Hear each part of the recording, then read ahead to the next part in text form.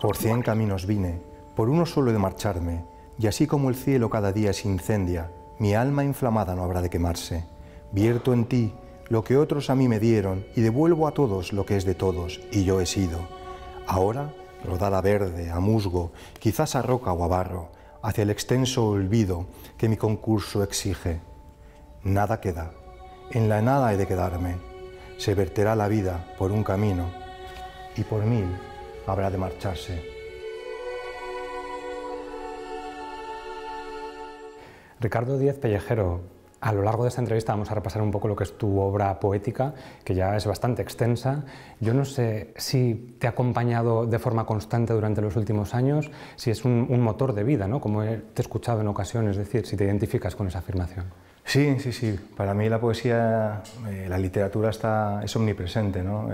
Es mi forma de mirar al mundo, no puedo evitar mirar las cosas siempre desde esa perspectiva, ¿no? Con ese sesgo, con ese filtro. Yo empiezo a escribir y acercarme a personas más mayores como eran Félix Romeo y Chusé y Zuel, que son mis primeros lectores, por así decirlo, los que primero me empiezan a acompañar y a sacar el boli rojo. Y bueno, y después de esta primera fase, digamos, del instituto, llegué a Tuablesa, que estaba preparando una antología de jóvenes poetas aragoneses, de 10 autores, entre los que tuve la fortuna de que me incluyera, ¿no? En aquellos años también Sergio Algora, que lo citamos cada 2 por 3 en este programa, era una persona muy importante, ¿no? Éramos jóvenes que estábamos empezando a intentar encontrar un sitio en el que nuestra voz tuviera cierto eco, ¿no? Sergio, a diferencia de mi poesía, ¿no? Que era pues todavía muy clásica y poco original, Sergio siempre era un imaginario muy rico y era todo muy... Sí, impresionaba, sí. ¿Cómo eran tus poemas con esos 16, 17, 18 años? Yo no sé si reniegas de ellos. Hombre, eran horribles, pero no podemos renegar de ellos porque son parte del proceso, ¿no? Entonces yo los miro con ternura, con ese cariño y que se mira las cosas infantiles, ¿no? Está claro que no son grandes poemas, pero bueno, hay alguno que llega a acercarse un poco a esos poemas románticos beckerianos que casi suena bien. Estamos en una sociedad muy pragmática que parece que todo tiene que ser útil. Yo no sé cuál es la utilidad de la poesía. Para mí es una forma de conocer, ¿no? De acercarme a las cosas. Hay que tener en cuenta que el misticismo, el misterio, está con el hombre, ¿no? desde el comienzo, ¿no? El qué somos, a dónde vamos, hay un innombrable alrededor de nosotros que lo queremos decir de alguna manera. Entonces la poesía ayuda a ponerle cerco a ese silencio, ¿no? A ese silencio que no sabemos pronunciar, a lo inefable, ¿no? La poesía es un martillo contra lo inefable.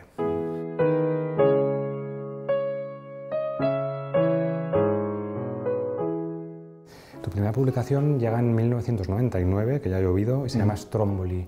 ¿Qué tenemos ahí dentro? ¿Cómo lo definirías? Bueno, Stromboli es en sí mismo una breve antología de poesía, de mi poesía primera, ¿no?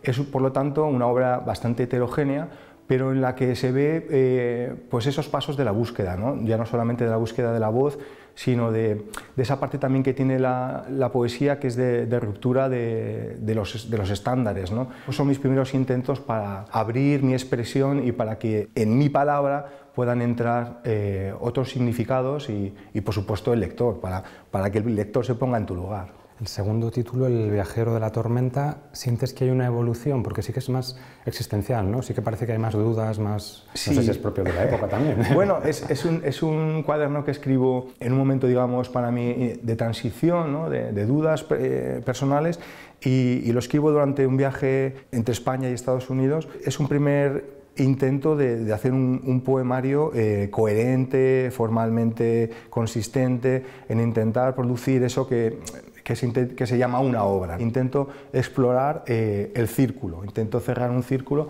a través de esa metáfora del viajero que está atravesando ese tiempo tumultuoso, ¿no? que es la tormenta.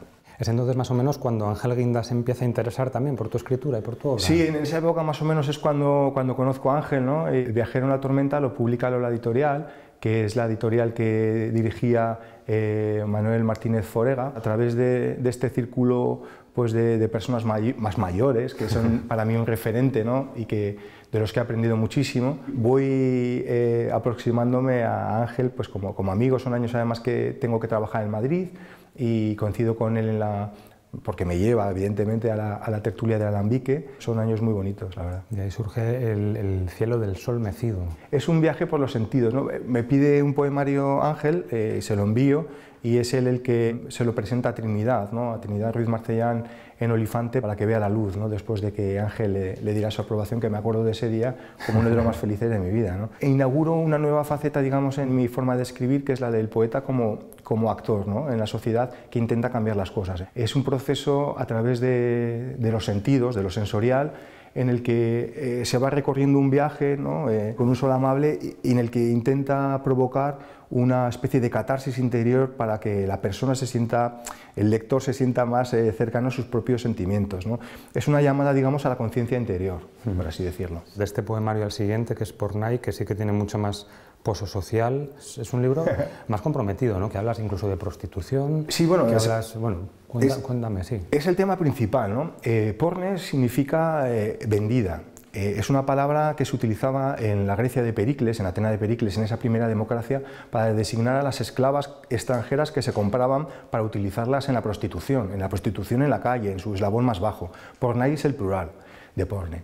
Y entonces, ante la realidad de que en España hay pues 45.000, 50.000 mujeres viviendo en esclavitud total, ¿no? Y siendo el objeto sexual, ¿no? El objeto de consumo sexual para nuestra sociedad, y que pasa absolutamente desapercibido, ¿no? Para llamar la atención utilizo esta palabra que tiene miles de años para designar algo que sigue pasando desde entonces, ¿no? No intento hacer algo amarillo, algo descarnado, sino que intento impostar en los 12 primeros poemas la voz de esta mujer sometida al engaño, ¿no? Secuestrada, viviendo en un hotel de carretera, ¿no? Y intento mostrar su realidad, pero como mujer fuerte, ¿no? Porque es una mujer que tiene su cultura, es una mujer que tiene sus referentes, que tiene sus valores, que tiene sus recuerdos de su patria. De ella desembocamos en Mictlán, que es también lo que justifica que estemos aquí rodeados de cráneos. Hay mucha reflexión sobre la muerte en este último poemario publicado por Olifante. La muerte es uno de los temas tradicionales en la poesía, junto con el amor, ¿no? Preparando el dossier de la revista Imán, cuando la dirigía sobre México, sobre literatura mexicana, topé con Mictlán, que era una palabra que no conocía, busqué el significado y me di cuenta que era un mundo con el que asustar a la gente de bien, por así decirlo, ¿no? Un infierno dantesco en el que había que pasar sucesivas penalidades, ¿no? Y entonces me hizo reflexionar sobre cómo el miedo, ¿no? Contiene a las sociedades, ¿no? Las constriñe, las domina, las moldea, y me pareció interesante escribir sobre la muerte de una forma desapasionada. La propuesta era, bueno, si nos libramos del miedo a la muerte, pues nos podemos librar de cualquier otro miedo, ¿no?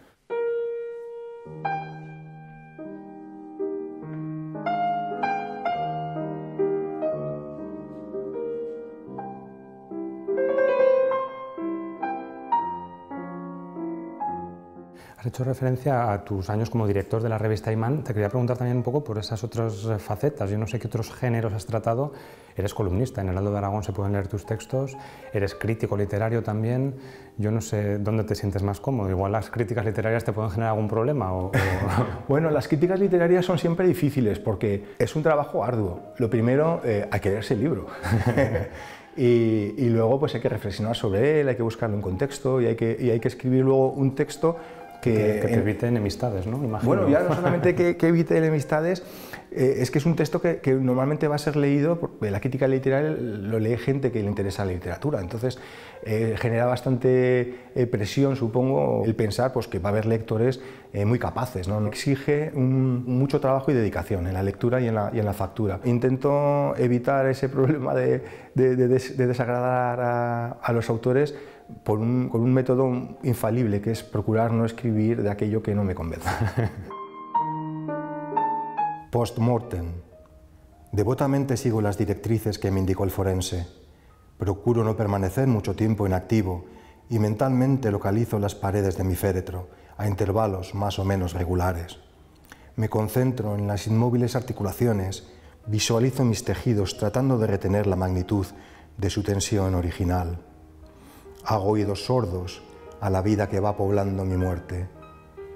Repaso todos los pensamientos, ideas y recuerdos con los que fui enterrado. Me concentro en el peso y en el tacto de mis mortajas. Repaso el vacío de sus bolsillos. Sin llaves de casa ni del coche, sin cartera ni identificación, sin dinero, ni siquiera un óvulo por si apareciera finalmente Caronte, sin pañuelo, sin la navajita de pelar la fruta, sin la última libreta, ni mi bolígrafo predilecto, sin ninguna señal, sin cobertura.